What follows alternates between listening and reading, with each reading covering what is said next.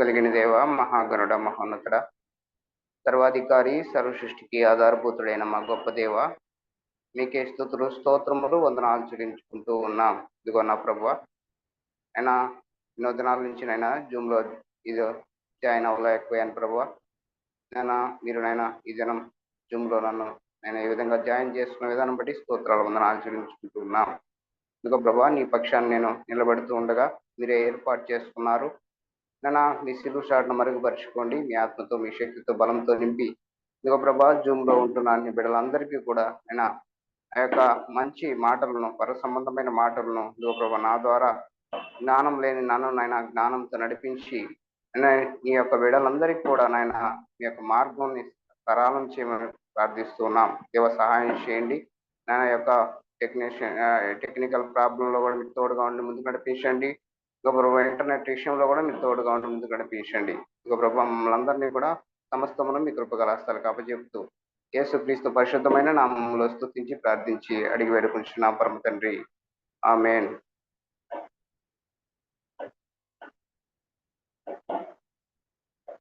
మొదటి పేతురు 5వ అధ్యాయము 10వ వచనం చదువుకుందాం.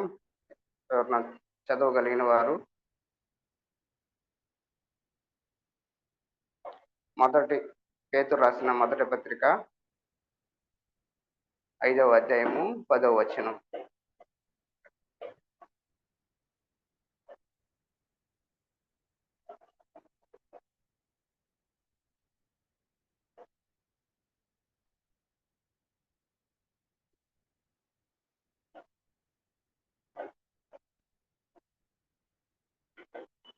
ఎవరన్నా చదవగలుగుతారా?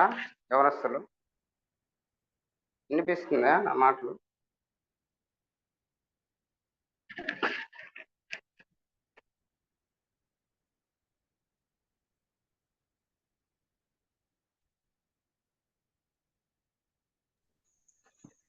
రెఫరెన్స్ ఒకసారి చెప్తారా అన్న? మొదటి పేతురు పత్రిక 5వ అధ్యాయము 10వ వచనం.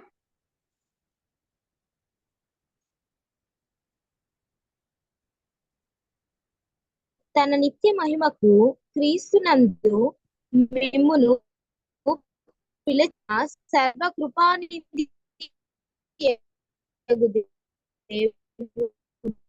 దేవుడు కొంచెము కాలము మీరు శ్రమపడిన పిమ్మట తానే మిమ్మును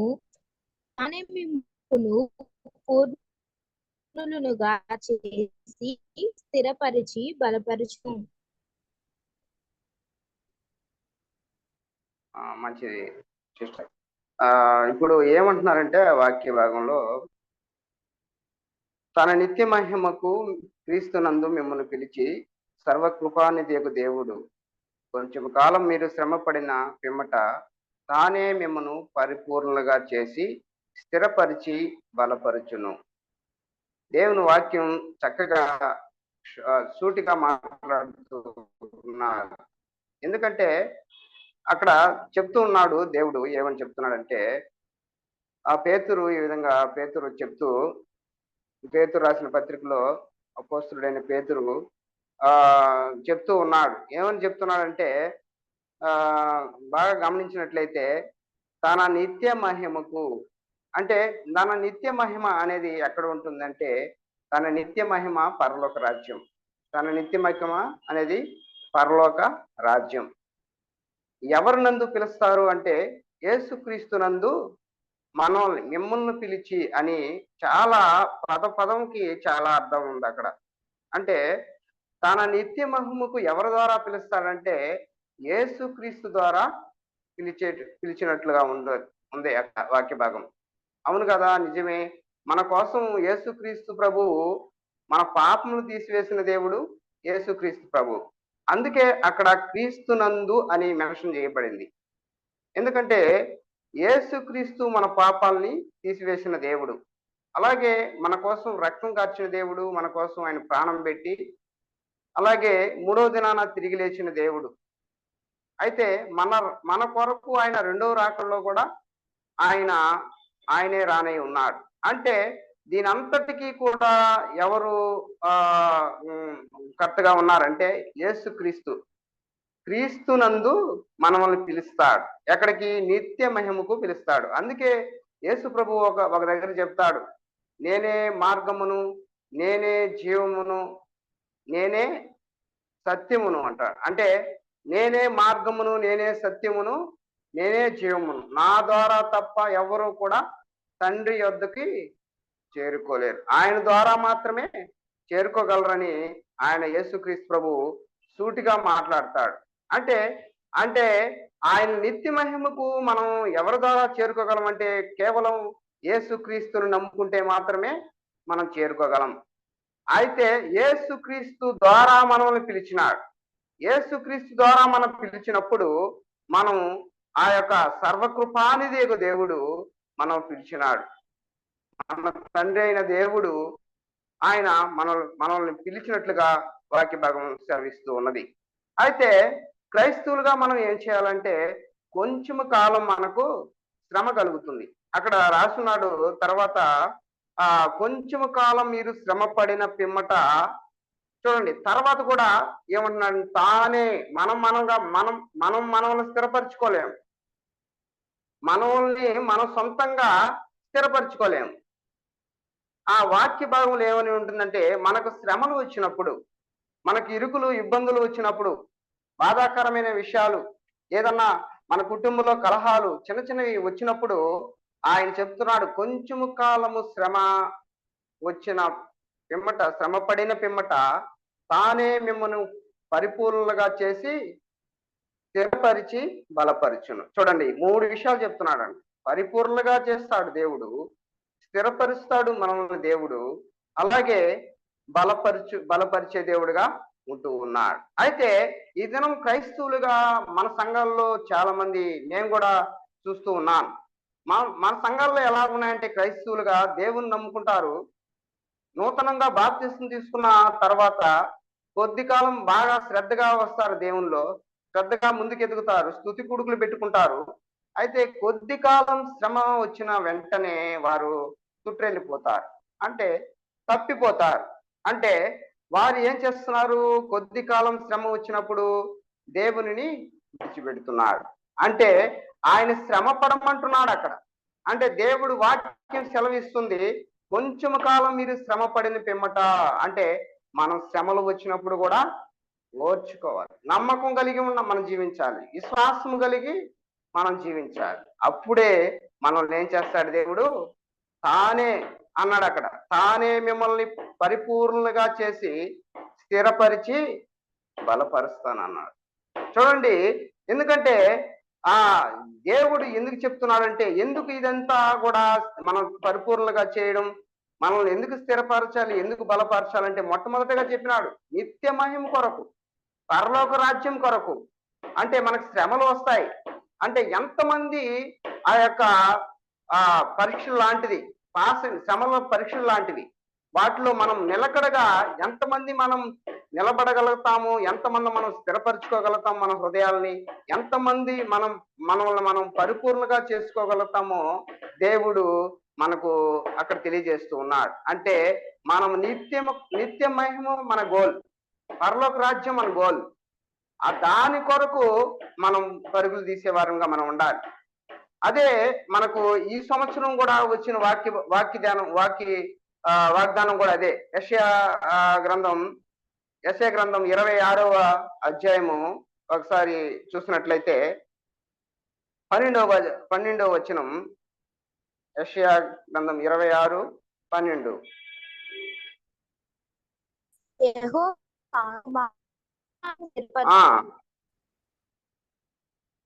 నుండి అన్నిటినీ సఫలపరచుదువు. అది కట్ అవుతుంది సిస్టర్, మీరు చదివేది. ఇంకెవరన్నా సహాయం చేయండి. యెహోవా నీవు మాకు సమాధానం అన్న పరచుదువు. నిజముగా నీవు మా పక్షం నుండి మా పనులన్నిటినీ సఫలపరచుదువు. ఆమేన్. చూడండి ఎంత చక్కగా చెప్తున్నారంటే వాక్యంలో, ఆయన సమాధానపరిచే దేవుడుగా ఉంటూ ఉన్నాడు. ఇందాక చెప్పాను కదా, పరిపూర్ణగా చేస్తాడు దేవుడు, స్థిరపరుస్తాడు, అలాగే మనల్ని బలపరుస్తాడు. ఇక్కడ చెప్తున్న మాట కూడా అదే. ఏంటంటే సమాధానపరిచే దేవుడు, స్థిరపరిచే దేవుడు. నిజముగా ఆయన మన పక్షాన, ఆయన మన పనులన్నింటిలో కూడా ఆయన మన పక్షాన ఉండే దేవుడు. ఎందుకంటే అదే చెప్తుంది, కొద్ది కాలం శ్రమ వచ్చినప్పుడు. మనం ఈ బైబిల్ గ్రంథంలో చాలా మంది శ్రమ పడిన వారు చూస్తాం. యోబును చూస్తాం. అంతకంటే ముఖ్యంగా మీకు రెఫరెన్స్ తో పాటు మార్కు రాసిన సువార్తలో 4వ అధ్యాయము 35వ వచనంలో చూడండి. మార్కు రాసిన సువార్త 4వ అధ్యాయము 35వ వచనంలో.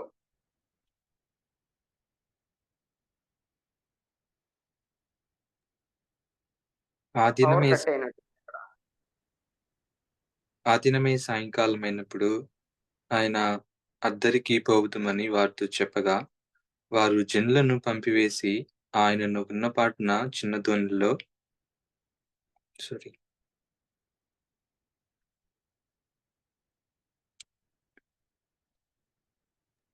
బ్రదర్ కొద్దిగా పవర్ కట్ అయింది ఇక్కడ. ఒకరోజు మళ్ళీ చదవగలుగుతారా ఆ వాక్యము?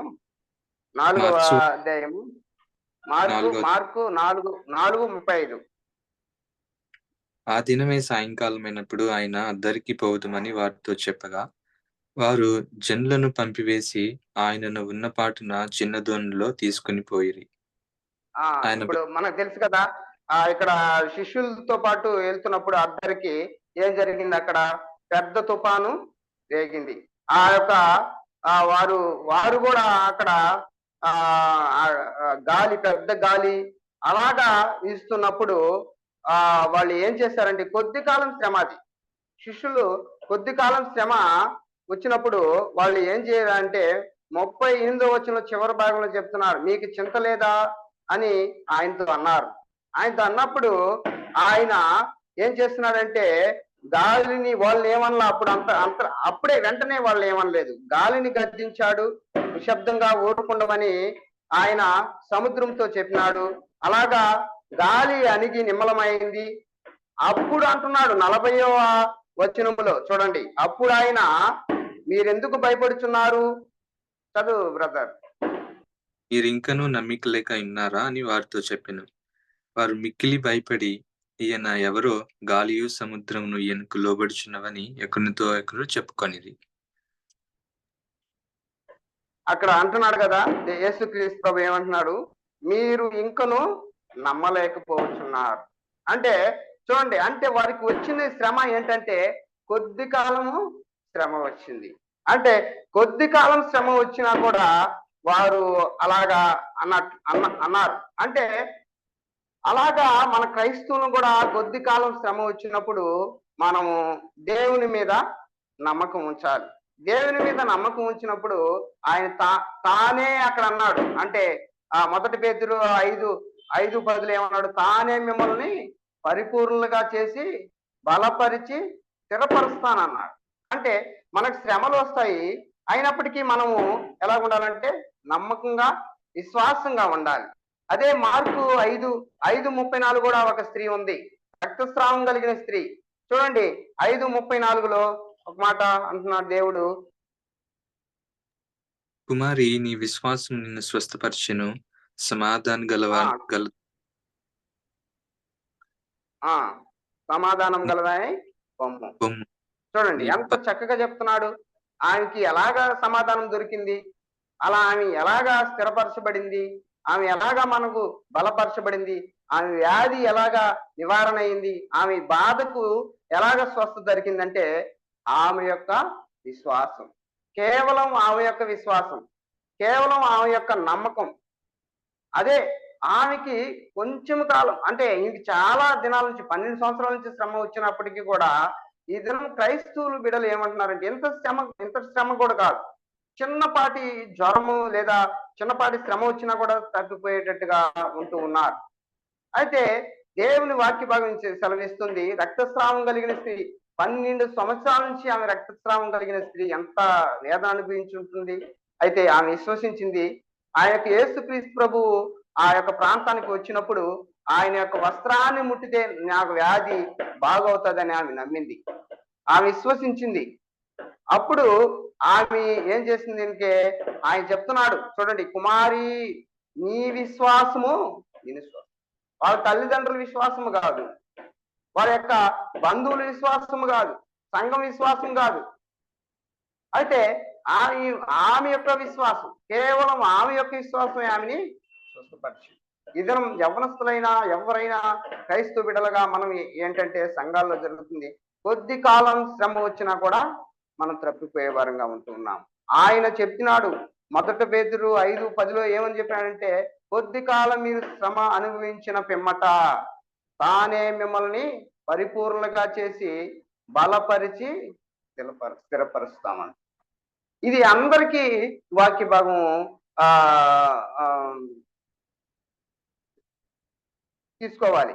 అయితే చూడండి తర్వాత కూడా ఇంకొక లోక లోక రాసిన సువార్త 18:35 కూడా ఒక మాట అంటూ ఉన్నాడు. చూడండి 18:35. ఆయన ఎరుకో పట్టణంకు సమీపించినప్పుడు యొక్క గుడ్డివాడు త్రోవ ప్రక్కన కూర్చుండి భిక్షమాడు కొనిచుండెను. Okay okay. అంటే చూడండి, ఒక గుడ్డివాడు, ఎరుకో పట్టణం నుండి ఒక గుడ్డివాడు, ఇది గుడ్డివాడు ఉపమానం.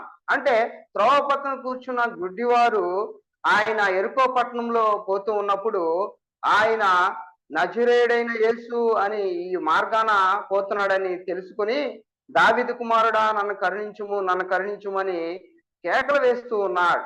అక్కడ ఉన్న జనమంతా, అక్కడ ఉన్న వారంతా కూడా గమ్ముగా నుండి ఊరుకుండు అని ఆయన్ని గద్దిస్తూ ఉన్నారు. అయితే ఆయన గద్దింపునికి భయపడలేదు.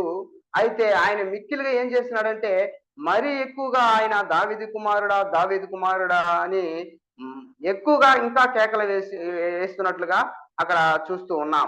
అయితే అప్పుడు చూడండి 40వ వచనంలో చూడండి ఏమంటున్నాడు దేవుడు, అంతటి యేసు నిలిచి తన ఎద్దుకు తీసుకుని రమ్మనెను. వాడు దగ్గరకు వచ్చినప్పుడు నేను నీకేమీ చేయగోర్చున్నావని, వాడు ప్రభువా చూపు పొందగోరుచున్నాను నేను. యేసు చూపు పొందుము, నీ విశ్వాసం నేను స్వస్థపరచునని చెప్పాను. చూడండి, అంటే ఇక్కడ కూడా చూడండి, నీ విశ్వాసము నిన్ను స్వస్థపరచునని యేసుక్రీస్తు ప్రభు చెప్పినాడు. అంటే రక్తస్రావం కలిగిన స్త్రీ విషయంలో కూడా నీ విశ్వాసము నీ స్వస్థపరిచిందని యేసు ప్రభు చెప్పినాడు. ఇక్కడ కూడా ఆ యొక్క గుడ్డివానితో కూడా ఏం చెప్తున్నాడంటే, నీ విశ్వాసము నిన్ను స్వస్థపరిచినని చెప్తూ ఉన్నాడు. అంటే చూడండి, మనకు వారికి ఎంతో శ్రమ అనుభవించినారు.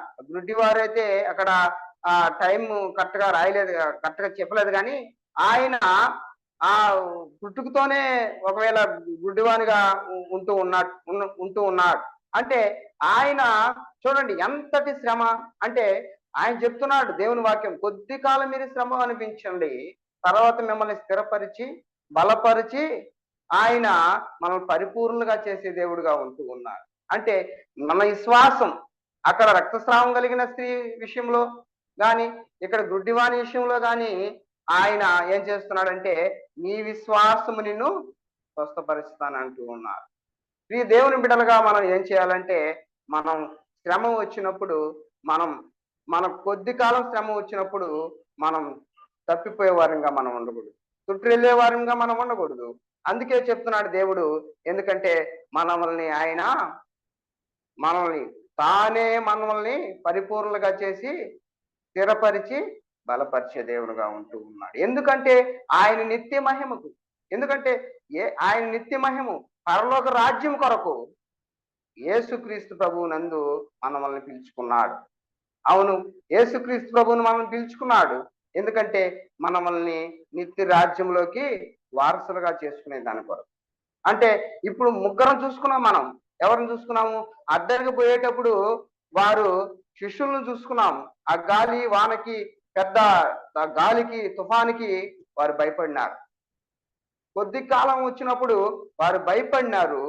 అయితే ఆయన చెప్తున్నాడు, వారు నమ్మకంగా ఉన్నప్పుడు, పేతురు నీళ్ల మీద నడిచినప్పుడు కూడా విశ్వాసంగా ఉన్నప్పుడు కొద్ది దూరం నడిచినాడు.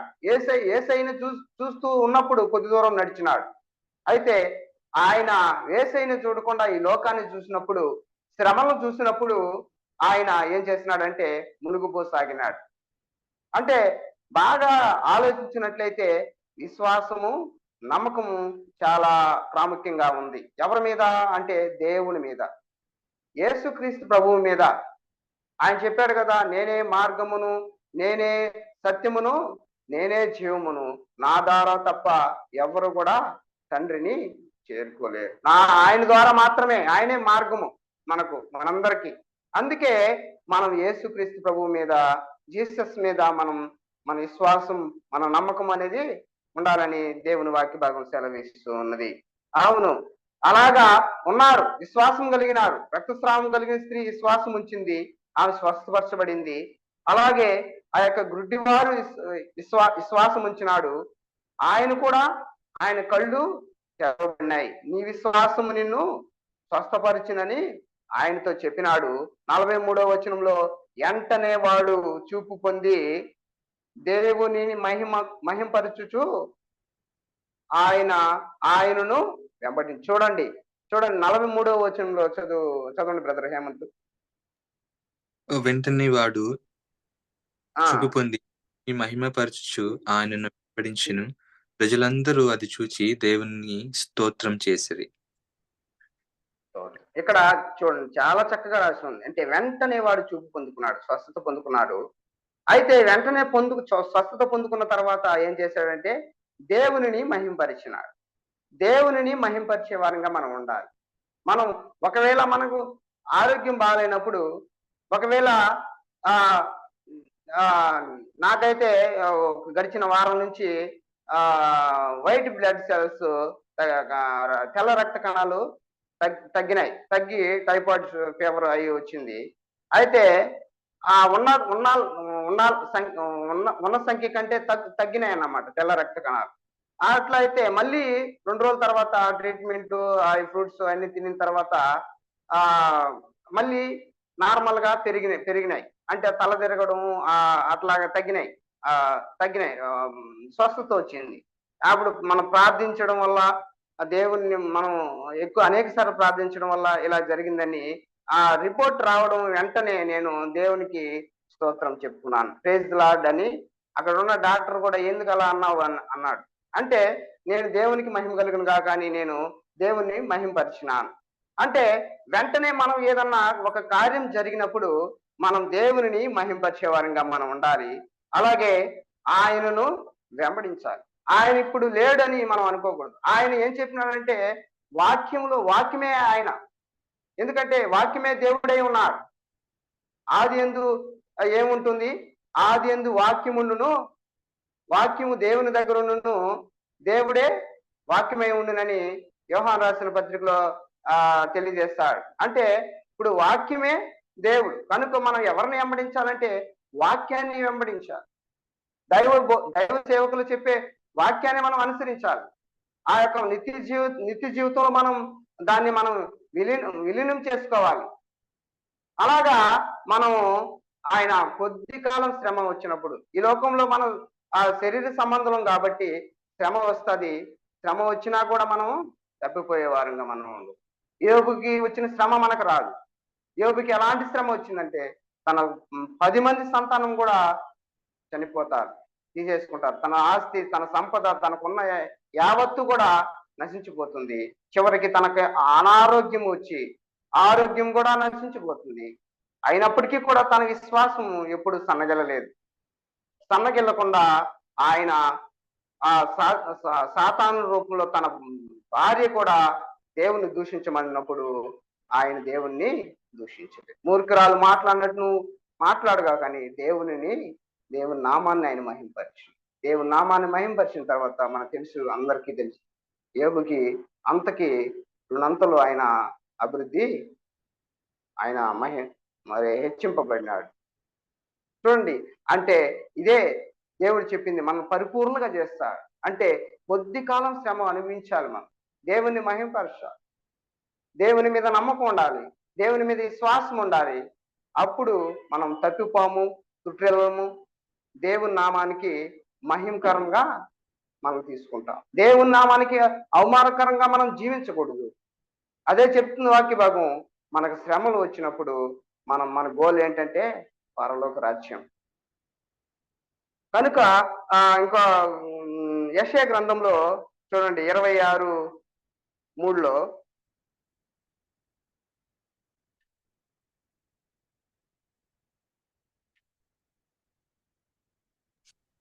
ఎవని మనస్సు 26వ అధ్యాయము. ఎవని మీద ఆనుకొనునో వానిని నీవు పూర్ణ శాంతి గలవానిగా కాపాడుదువు. ఏలైనగా అతడు నీ యందు విశ్వసించి ఉన్నాడు. చూడండి, అంటే ఎవని మనసు ఆయన మీద ఆనుకుంటాదో వానిని ఏం చేస్తాడంట? పూర్ణ శాంతి గలవానిగా కాపాడుతాడు.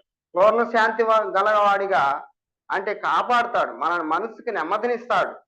అంటే ఎలా అనగా, ఎందుకంటే మనం ఆయన ఎందు విశ్వాసం ఉంచినాం. ఎవరు ఎందు విశ్వాసం ఉంచినాము? మనం ప్రభు యందు, మనము జీసస్ యందు మనం విశ్వాసం ఉంచినాము. కనుక ఎవని మనసు ఆయన మీద ఆనుకునునో వానిని ఆయన ఏం చేస్తాడు? పూర్ణ శాంతి గలవానిగా చేయడమే కాకుండా కాపాడుతాడు. అలాగే ఆయన ఎందుకు అలాగే చేస్తాడంటే ఆయన ఎందు మనము విశ్వాసం ఉంచున్నాం. కేవలం అందుకనే అక్కడ యేసు ప్రభువు నీ కుమారి నీ విశ్వాసము నేను స్వస్థపరిచింది అంటాడు. అక్కడ ఆ గుడ్డివారిని కూడా నీ విశ్వాసము నేను స్వస్థపరిచిందని ఆయన చెప్తాడు. అంటే మన విశ్వాసము చాలా ప్రాముఖ్యంగా ఉన్నది. మనకు శ్రమలు వచ్చినా, మనకి ఇబ్బందులు వచ్చినా, ఎలాంటి ఇబ్బందులు వచ్చినా కూడా మనం దేవుని విడిచిపెట్టే వారంగా మనం ఉండకూడదు. అదే కీర్తనలు 103వ కీర్తన, దావీదు రాసిన 103వ కీర్తన 1-3 చదువుకుందాం. నా ప్రాణమా యెహోవాను సన్నుతించుము. నా అంతరంగనున్న సమస్తమా ఆయన పరిశుద్ధ నామమును సన్నుతించుము. నా ప్రాణమా యెహోవాను సన్నుతించుము. ఆయన చేసిన ఉపకారములలో దేనిని మరువకము. ఆయన నీ దోషములన్నిటినీ క్షమించువాడు, నీ సంకటములన్నిటినీ కుదుర్చువాడు. చూడండి, దావీదు రాస్తూ ఉన్నాడు. దావీదు కీర్తనలో, నా ప్రాణమా యెహోవాను సన్నిధించుము, నా అంతరంగమున సమస్తమా ఆయన పరిశుద్ధ నామమును సన్నిధించుము. నా ప్రాణమా యెహోవాను సన్నిధించుము, ఆయన చేసిన ఉపకారముల్లో దేనిని మరవకము. ఆయన నీ దోషములన్నిటినీ క్షమించువాడు, నీ సంకటములన్నిటిని కూడా కుదుర్చువాడు. చూడండి, అంటే ఆయన నామాన్ని మనం దేవుణ్ణి స్తుతించే వారంగా మనం ఉండాలి. దేవుని నామాన్ని మనం సన్నిధించే వారంగా మనం ఉండాలి. అదే విధంగా ఆయన చేసిన ప్రతి ఉపకారం, ప్రతి మంచి పన్ను కూడా మనం మరిచిపోకుండా ఉండే వారంగా ఉండాలి. ముఖ్యంగా ఆయన ఏం చేశాడు? మన దోషములన్నిటిని కూడా ఆయన క్షమించాడు. యేసుక్రీస్తు ప్రభుని ఈ లోకానికి పంపించినాడు. తన యొక్క అద్వితీయ కుమారుణ్ణి నీ కొరకు, నా కొరకు ఆయన ఈ లోకానికి పంపించినాడు. ఆయన ఏ పాపము చేయలేదు. ఆయన పరిశుద్ధుడు. వేవేల దూతలతో ఆయన పరిశుద్ధుడని ఆయన నిత్య రాజ్యంలో ఆయన పొగడుతున్న ఆ గొప్ప దేవుణ్ణి నీ కొరకు, నా కొరకు, నీ దోషముల కొరకు, మనం చేసిన ప్రతి ఆ అపరాధముల కొరకు ఆయన ఈ లోకానికి పంపించినాడు. నిజమే కదా? మన దోషములన్నిటినీ కూడా క్షమించింది యేసుక్రీస్తు ప్రభు. ఆయన శిలువ రానును ఎక్కినాడు. కేవలం ఎవరి పాపం కొరకు అంటే మన పాపం, నా పాపం కొరకు, ప్రపంచంలో ఉన్న పాపం కొరకు. ఆయన యొక్క ఎంతో మన తలతో చేసిన తలంపులను బట్టి ఆయన తలపైన ముళ్ళ కిరీటం ముద్రించుకున్నాడు. అలాగే ఆయన మన చేతులతో చేసిన పాపములను బట్టి ఆయన చేతులకి మేకులు కొట్టబడ్డాయి. అలాగే మన కాళ్ళతో చేసిన తప్పిదాన్ని బట్టి ఆయన కాళ్ళు 2 జోడించి మేకు కొట్టించుకున్నాడు. అలాగే ఆయన పిడిగుద్దులు గుద్దించుకున్నాడు, చెంప వెంట్రుకలు పీకించుకున్నాడు, ముఖం మీద ఉమ్మేసి హేళన చేసినారు, అవమానపరిచినారు. ఆయన హెబ్రీ రాసిన పత్రికలో 12వ అధ్యాయంలో చెప్తాడు. ఎందుకంటే ఆయన ఎదుట ఉంచబడిన ఆ యొక్క లక్ష్యం కొరకు, గోల్ కొరకు ఆయన సిలువుని సహించి అవమానాన్ని నిర్లక్ష్య పెట్టినట్లుగా వాక్య భాగం సెలవిస్తుంది.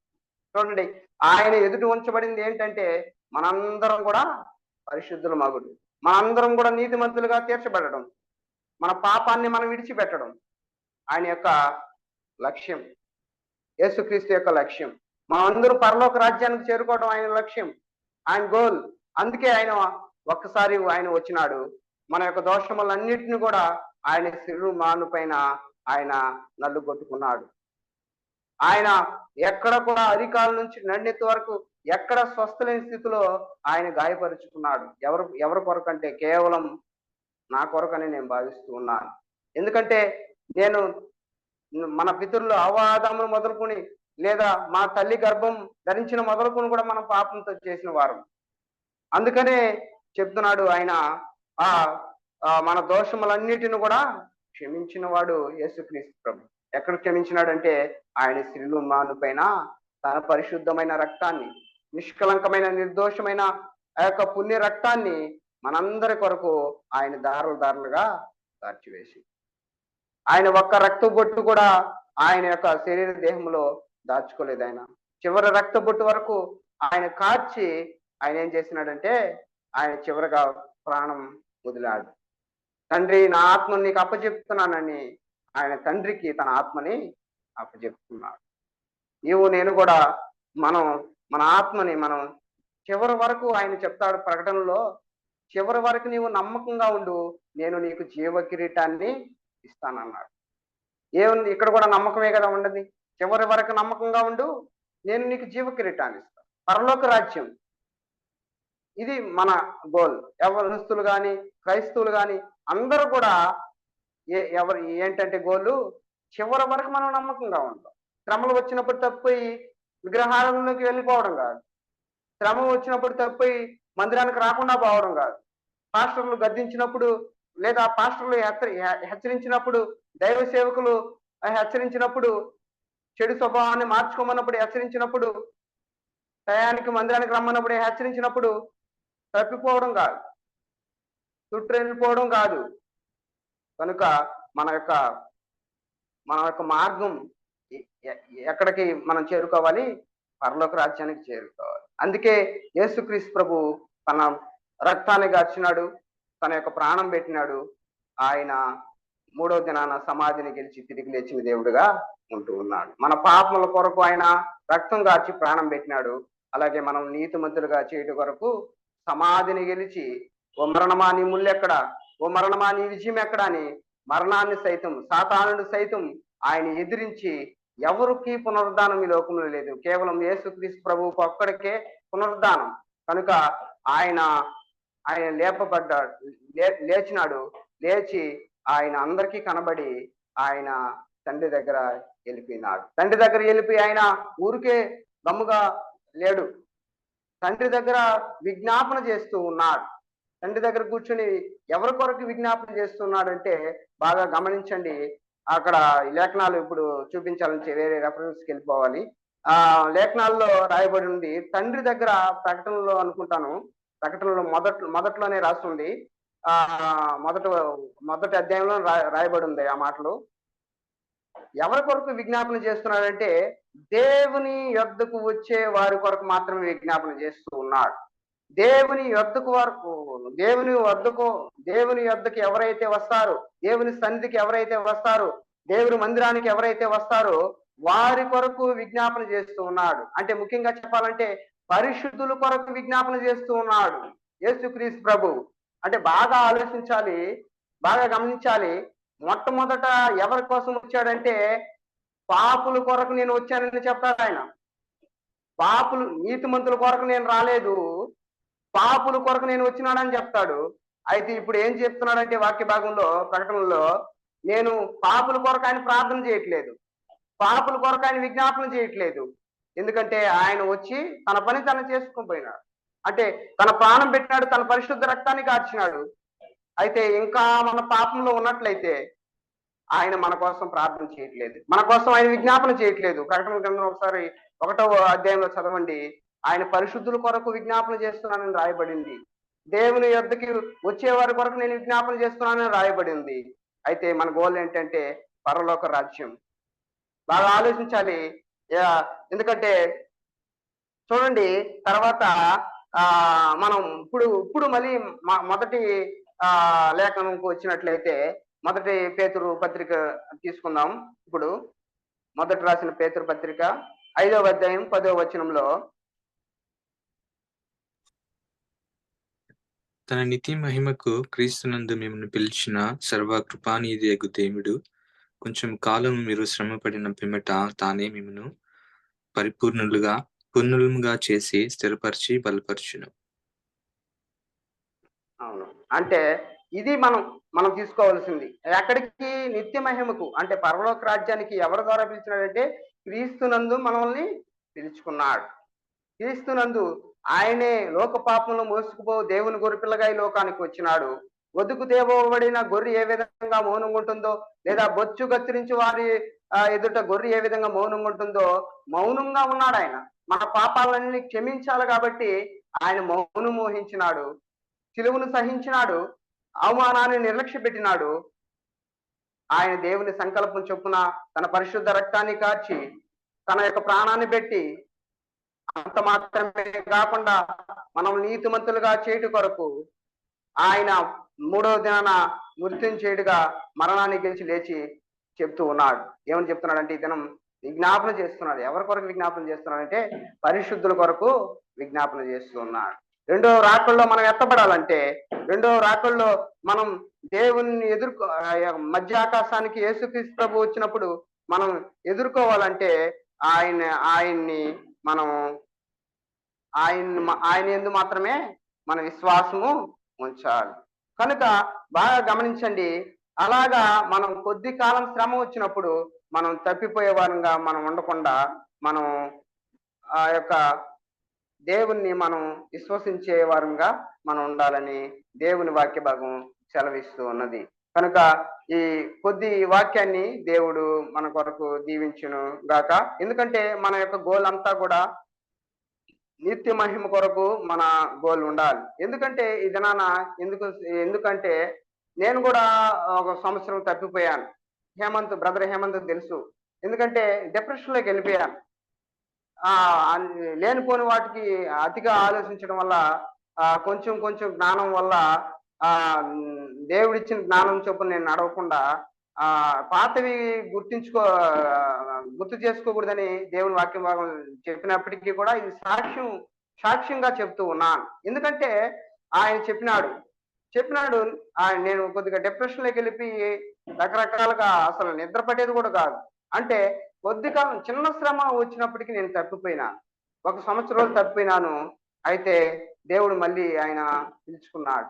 చాలా సంతోషించినాను. ఎందుకంటే డిసెంబర్ పోయిన సంవత్సరం 2021 చివరిలో మళ్ళీ నేను సార్ దగ్గరకు వచ్చి నేను మళ్ళీ సేవలోకి రావడం జరిగింది. ఎందుకంటే నేను ఆ రోజే 31st నైట్ మనందరికీ కూడా రాత్రి అంతా ప్రార్థనలో ఉండాలి. మనం ఆ రోజు పిలుచుకున్నాడు సార్ ద్వారా దేవుడు.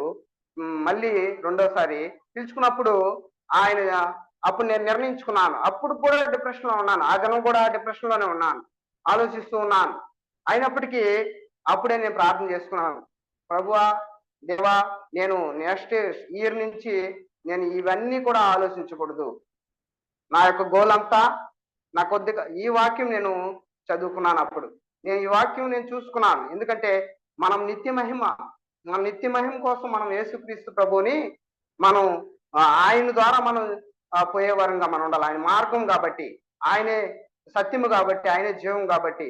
కనుక మనం శ్రమ వస్తాయి. కొద్ది కాలం శ్రమ వచ్చినా కూడా మనం తప్పిపోకుండా మనం పరిపూర్ణంగా చేస్తాడు దేవుడు. ఎందుకంటే మనం విశ్వసించాలి, నమ్మకించాలి. అయినప్పటికీ కూడా నాకు అప్పటి నుంచి కూడా ఆ యొక్క జనవరి నెల నుంచి కూడా ఏప్రిల్ నెల అంతా వరకు కూడా పొట్టలో నొప్పి వచ్చేది. అయినా కూడా నేను ఆలోచించేవాడిని కాదు. కొద్దిగా ఆలోచన వస్తున్నప్పుడు కూడా నా ఆలోచన మార్చుకున్నాను. ఆ యొక్క డిప్రెషన్ నుంచి బయటపడి ఆ యొక్క సంవత్సరం అంతా కూడా 2023 సంవత్సరంలో దేవుడు ఎంతో చక్కగా నన్ను ముందుకు నడిపించినాడు.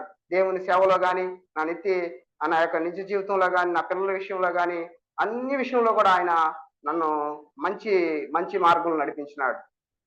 కొన్ని ఎలాంటి చిన్న అలవాట్లు, అబద్ధాలు చెప్పడం, చిన్న అలవాట్లలో కూడా నేను అన్ని మార్చుకున్నాను. అయితే దేవుడు చెప్తూ ఉన్నాడు. ఎందుకంటే మనము మనం ఏంటంటే మనం నిత్య రాజ్యాన్ని మనం చేరుకోవడమే మన గోల్. కనుక ఆ ఆ 31st నైట్ నేను 2022లో నేను నేను ప్రార్థన చేసుకున్నాను. ఆ తర్వాత ఇంకెక్కడ కూడా వెనక్కి తిరిగి చూడలేదు. చిన్న చిన్న సమస్యలు వచ్చినప్పటికి కూడా తప్పిపోకుండా ఉంటూ ఉన్నాం. ఇలాగా ఆయన చెప్పినాడు ప్రకటనలో, చివరి వరకు, మరణం వరకు అన్నాడు. చివరి వరకు కూడా, మరణం వరకు నువ్వు నమ్మకంగా ఉండు, నేను నీకు జీవ కిరీటాన్ని ఇస్తాను. ఒకవేళ ఆయన రాకడ సమీపిస్తే, ఒకవేళ మనం సజీవులుగా ఉన్నప్పుడే ఎత్తబడతాము, లేదా మనం మరణించినట్లయితే ఆయన యేసుక్రీస్తు ప్రభు వచ్చినప్పుడు మన సమాధుల నుండి లేపబడతాం. కేవలం గుర్తించుకోండి ఈ విషయం. రెఫరెన్స్ కూడా నేను చూసి మళ్ళీ అయినా చెప్పగలుగుతాను. అది ఎందుకంటే చెప్పినాడు, ఆయన పాపులు నీతిమంతుల కొరకు ఆయన రాలేదు ఈ లోకానికి ఫస్ట్ వచ్చినప్పుడు. అయితే ఇప్పుడు విజ్ఞాపన చేస్తుంది పాపుల కొరకు ఆయన విజ్ఞాపన చేయట్లేదు, పరిశుద్ధుల కొరకు విజ్ఞాపన చేస్తున్నాడు. దేవుని యొద్దకు వచ్చే వారి కొరకు విజ్ఞాపన చేస్తున్నాడు. చూడండి, దానికి దీనికి ఎంత డిఫరెన్స్ ఉందంటే, ఆయన మొదట వచ్చింది పాపుల కొరకు వచ్చినాడు, ఇప్పుడు విజ్ఞాపన చేస్తుంది పరిశుద్ధుల కొరకు చేస్తూ ఉన్నాడు. కనుక బాగా ఆలోచించాలి. ఈ వాక్యానుసారంగా మనందరం కూడా, నాకు కూడా ఈ వాక్యం అనువర్తించుకోవాలి. ఎందుకంటే అందరికీ మనం దేవుని వాక్యమే మనకు ఆధారం కనుక ఇలాగా దేవుడి కొద్ది వాక్యాన్ని మనం దీవించి ఆశీర్వదించును గాక. అందరికీ దేవుని నామాల్లో వందనాలు చెల్లించుకుంటున్నాను.